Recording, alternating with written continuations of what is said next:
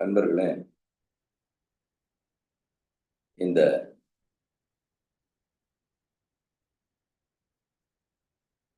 அற்புதமான பயிற்சியை நமக்கு அளித்துச் சென்ற குருவின் உயர்வும் சிறப்பையும் பற்றி சிந்திக்கும் பொழுது,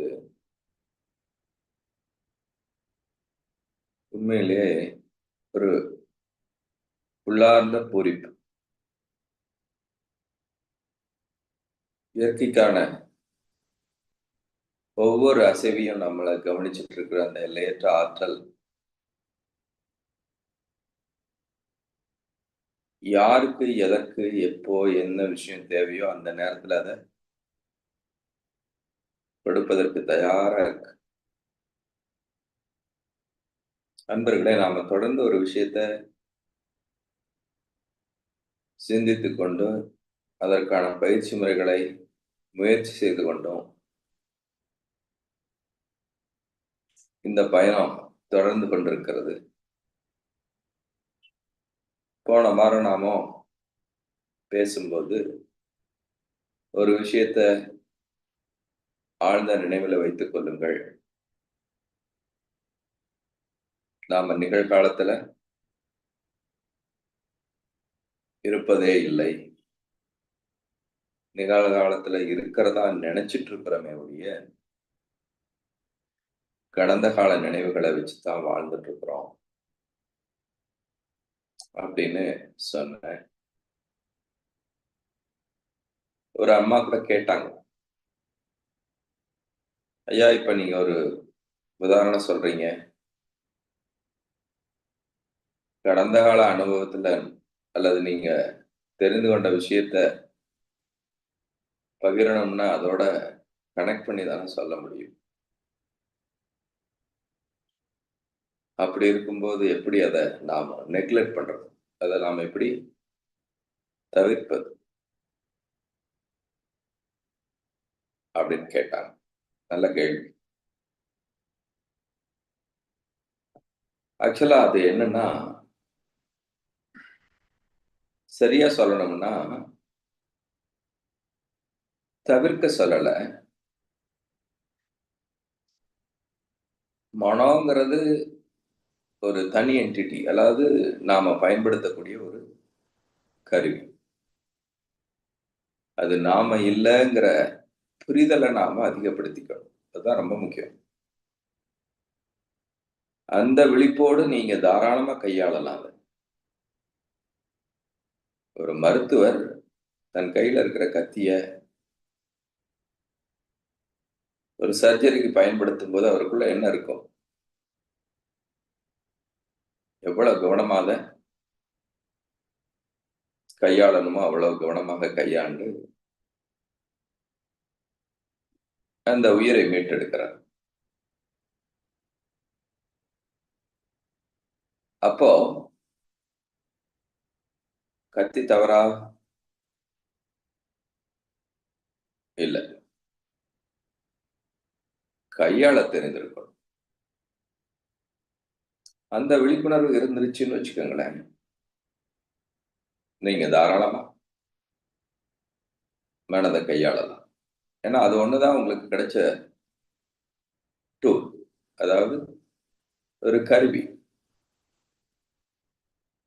அத நாம இப்போ கையாள தெரியாம கொஞ்சம் கற்பனை பண்ணி பாருங்க. அந்த கத்தி அந்த டாக்டர கையாளுதுன்னு வச்சுக்கோங்களேன். எப்படி இருக்கும்? கற்பனையே பண்ண முடியல. அது போல தான் மனம் நம்மள இயக்கிட்டு இருக்குது. நாமளும் அதற்கு பழக்கப்பட்டுட்டோம். அதுதான் ரொம்ப ஒரு வருத்தத்துக்குரிய விஷயம்.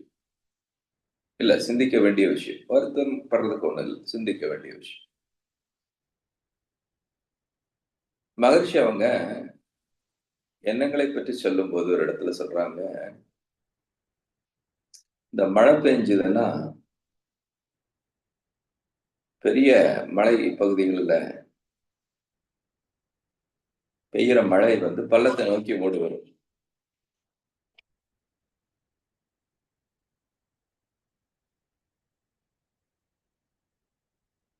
அப்படி பள்ளம் நோக்கி ஓடி வரும்போது அது என்ன பண்ணும்? நல்லா யோசிச்சு பாருங்க. தாரதாரையா அதற்குன்னு ஒரு வழியை ஏற்படுத்தும். மழையில பெய்யற அதிகப்படியான மழை நீர் என்ன பண்ணும்? அதுக்குன்னு ஒரு வழியை ஏற்படுத்தி கொண்டு அது பள்ளம் நோக்கி வந்து மீண்டும் ஆறாகி கடல்ல கிடக்கும். அதே போல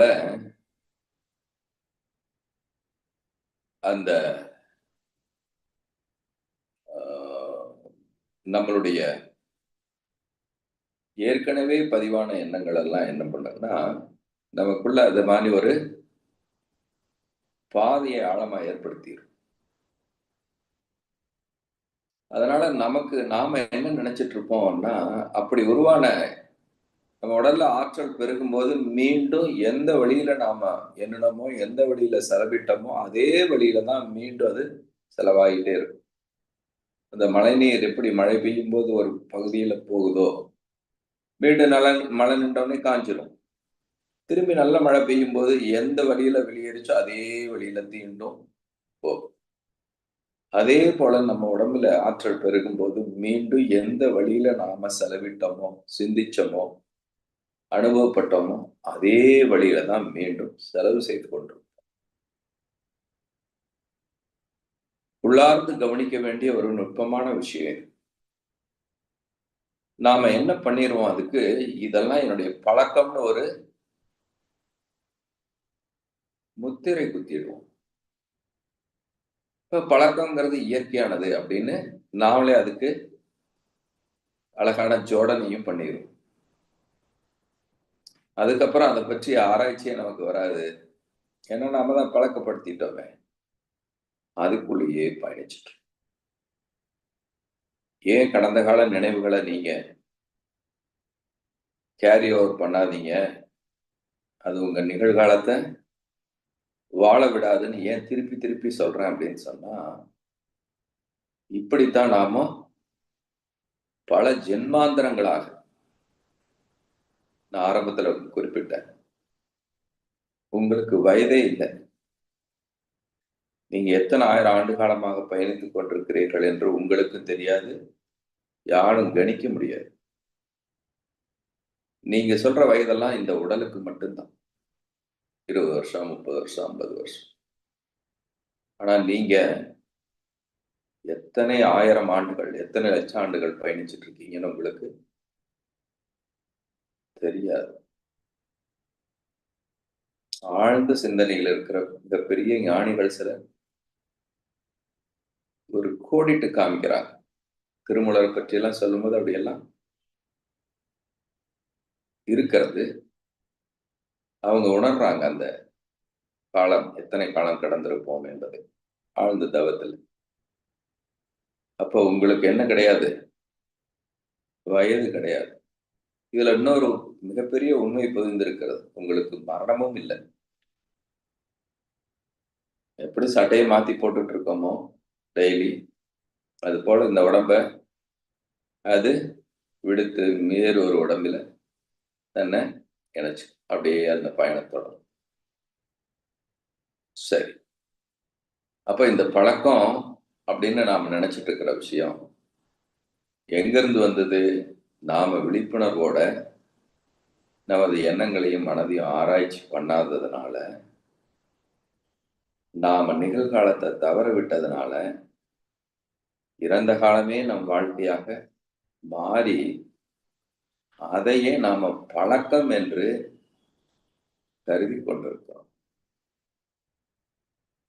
உங்களுடைய தன்மையை பற்றி ஒரு இடத்துல பெரியவங்க குறிப்பிடுறாங்க, ஞானிகள் எல்லாம். சுயம் என்பது ஒரு கண்ணாடியை போல. கண்ணாடி என்ன பண்ணும் நினைச்சு பாருங்க. எந்த ஒரு பிம்பம் அதற்கோட அதன் முன்னாடி வந்து நின்றாலும் அதை என்ன பண்ணும்? அப்படியே பிரதிபலிக்கும். அது என்ன பண்ணாது? அந்த பிம்பத்தின் தன்மையையோ எதையும் தன்னுள்ள வாங்கவே வாங்காது. அப்ப இந்த எண்ணங்கள்லாம் எப்படிப்பட்டதா இருக்க முடியும்? அது மேல தூசி படிஞ்சா எப்படி இருக்கும்? அது போலதான் நம்மளுடைய எண்ணங்கள் எல்லாம். ரொம்ப காலமா அந்த தூசை கவனிக்காம விட்டீங்கன்னா அது படிஞ்சு படிஞ்சு படிஞ்சு படிஞ்சு படிஞ்சு படிஞ்சு கண்ணாடியுடைய தன்மையை மொத்தமாக மறந்தே போயிருப்போம்.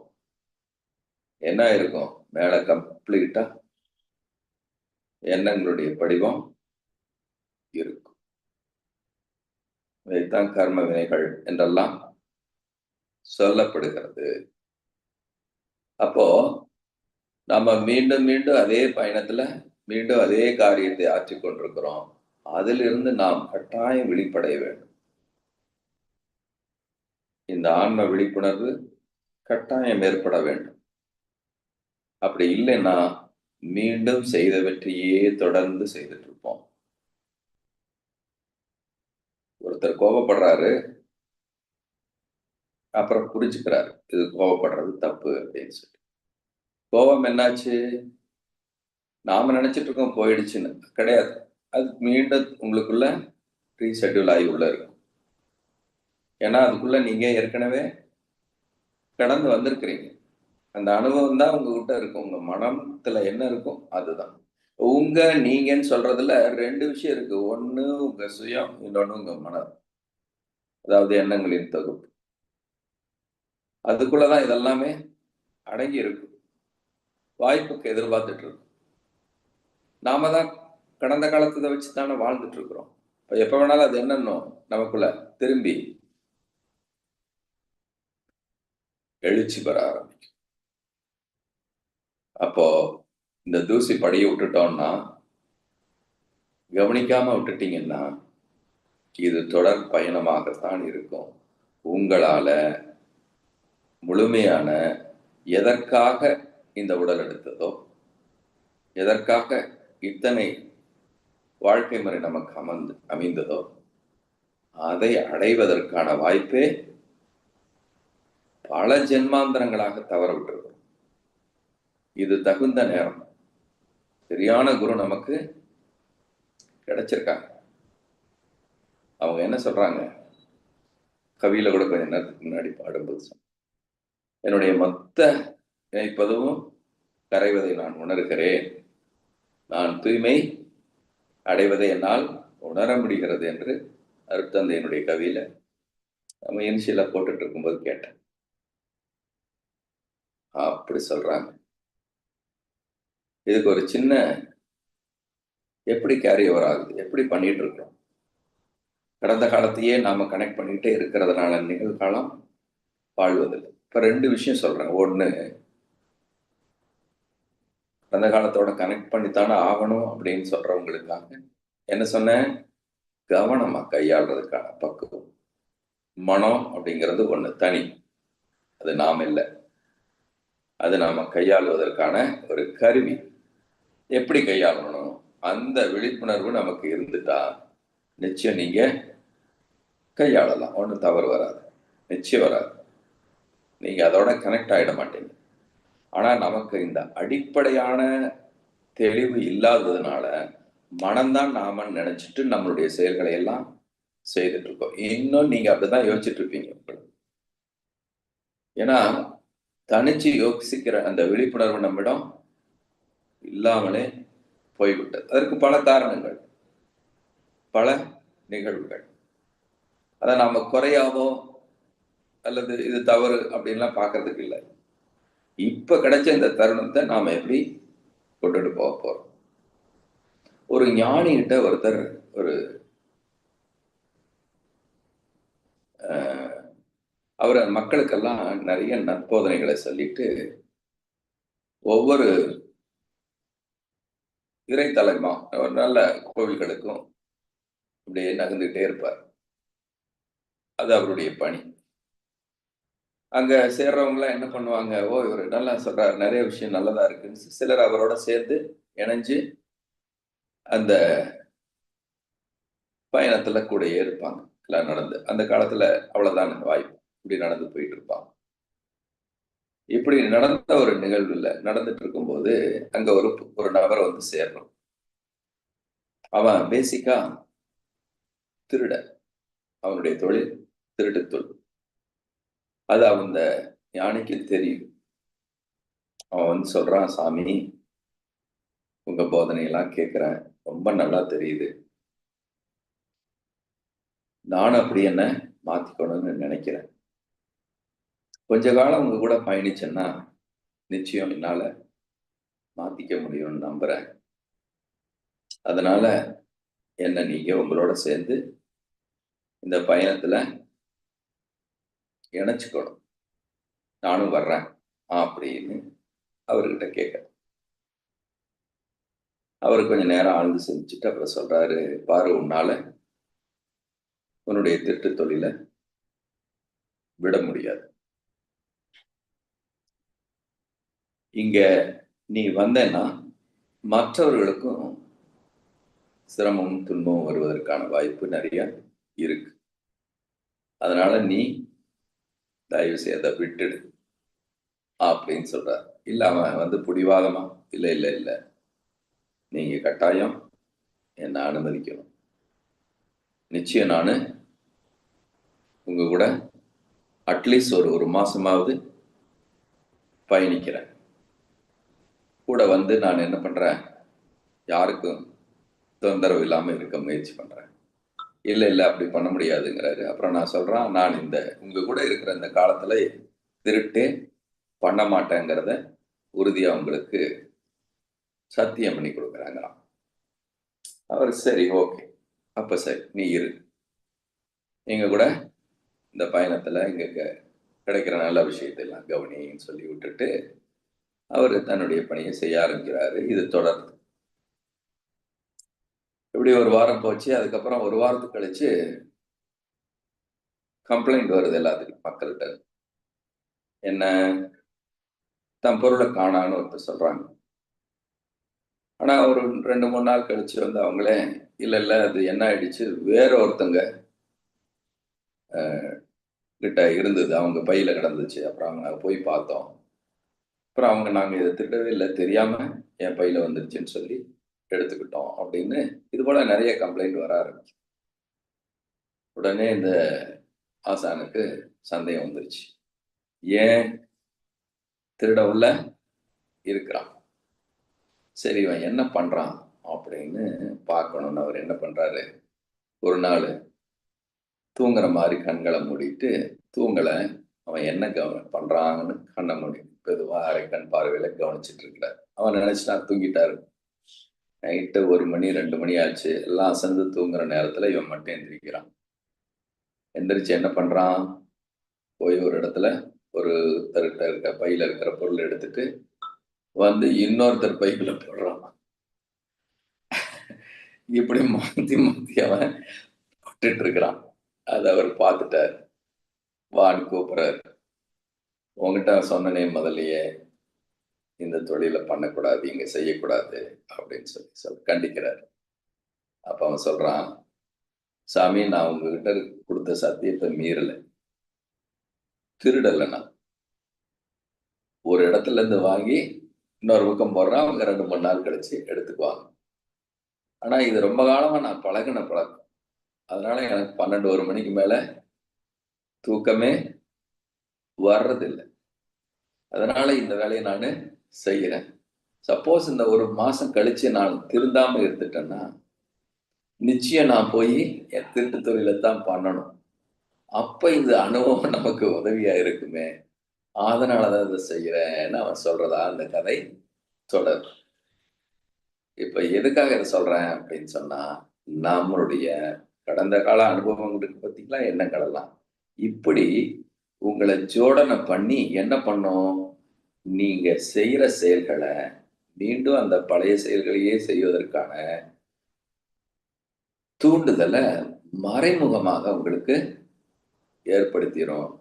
அதையவே நாம பழக்கமாக பல ஆண்டு காலமாக சுமந்து கொண்டிருக்கிறோம் என்ற உண்மை உங்களுக்கு கருத்தில் இருக்க வேண்டும். என்னைக்கு விழிப்படைகிறோமோ அப்பனா இப்ப எப்படி இருக்கிறோம், உறக்கத்துல இருக்கும். என்னைக்கு மனதை பற்றிய சிந்தனையில விழிப்படைகிறீங்களோ அப்பதான் உங்களுடைய கண்ணாடி என்ன ஆகும், மிரர் கொஞ்சம் கொஞ்சமா சுத்தமாக ஆரம்பிக்கும். அப்படி இல்லைன்னா மேலும் மேலும் தூசி படிந்து ஏற்கனவே இருக்கிற அதே எண்ணங்களை தான், இறந்த கால சிந்தனைகள். உங்களுடைய எண்ணங்கள்னா என்ன இருக்கும்? கடந்த கால அனுபவம். அதுக்கே கொஞ்சம் மாடிஃபை பண்ணிக்குவோம். அவன் எப்படிங்க? ஜென்ரலா திருடிட்டு இருந்தவன் அங்க என்ன பண்ணான்? மாடிஃபை பண்ணான். என்ன?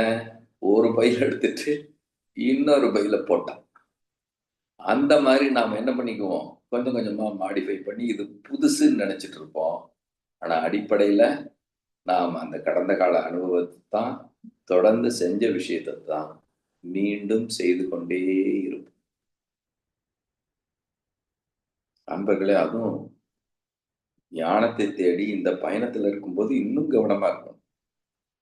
நம்ம கிட்ட இருக்கிற அந்த மாதிரி வேண்டாத குணங்கள் எல்லாம் வேறு ஃபார்ம்ல இங்கேயும் அப்ளை ஆயிடும். நான் நிறைய பார்த்துருக்கேன் அந்த மாதிரி. நிறைய மூத்த ஆசிரியர்கள், நல்ல ஆசிரியர்கள் எல்லாம், நல்ல கருத்தை பகிரக்கூடியவங்க எல்லாம், அந்த கோபம் தணியாத நிலையில மீண்டும் அதை கேரி ஓவர் பண்ணிட்டு இருப்பான். ஏன் அப்படி கோவப்படுறாங்க அப்படின்னு கேட்டா, அதுக்கு ஒரு வியாக்கியானம் இருக்கும். அப்படி பண்ணலைன்னா அவன் திருந்த மாட்டான், சரியா வரமாட்டான் அப்படின்லாம் என்ன பண்ணும் அது? கொஞ்சம் மாடிஃபை பண்ணிக்கும். அவன் எப்படி மாத்தி போட்டானோ அந்த மாதிரி இது மாடிஃபை பண்ணிக்கும். ஆனா அடிப்படையில என்ன இருக்கும்?